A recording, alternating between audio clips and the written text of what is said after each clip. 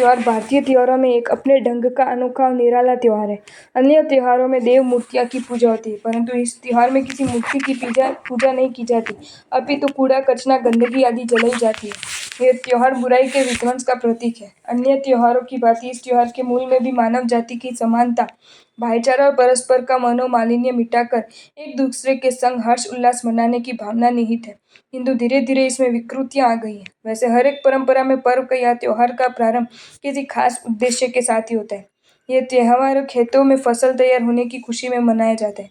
होली की अग्नि में नए अन्न की बालों को भूनकर खाने के पीछे नई फसल का स्वाद लेने की भावना छुपी है। इस त्योहार की एक सबसे बड़ी विशेषता कहे या इसका उद्देश्य कहे कि इसमें सामाजिक समानता का बीज विद्यमान है। होली में कीचड़, मिट्टी उछालना, असभ्य भाषा बोलना, भद्दे और अश्लील मजाक करना, ये तो मूर्ख एवं अज्ञानियों का काम है। मनोविनोद और मनोरंजन के लिए अश्लीलता की जरूरत नहीं। किसी के कपड़े गंदे करके उसे रंगना, ये तो मूर्खता का काम है। विजाति का परस्पर अश्लील अभद्र व्यवहार होली में पशुता का प्रतीक माना गया है। इसलिए प्रत्येक त्योहार व पर्व मनाने में विवेक व ज्ञान होना जरूरी है। विवेक पूर्वक त्योहार मना जाए तो त्योहार आनंददायी होता है, उल्लास और उमंग देता है।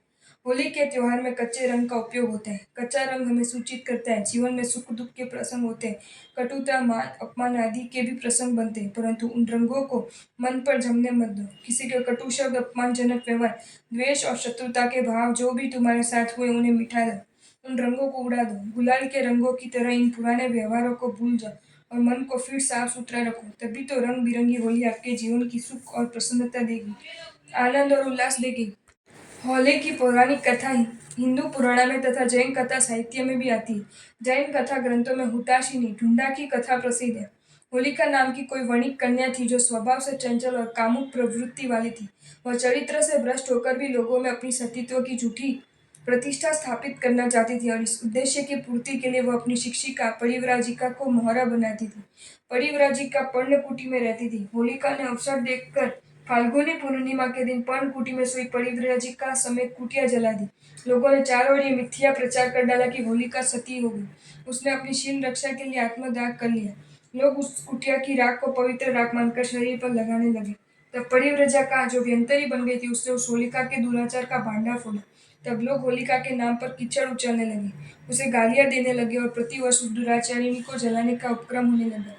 जैसे दशहरा पर रावण का पुतला जलाया जाता है, वैसे होली पर दुराचारिणी होलिका को जलाया जाता है। इस प्रकार होली के असत्य और दुराचार का नाश करने वाले त्योहार के रूप में मनाने की प्रेरणा देते हैं।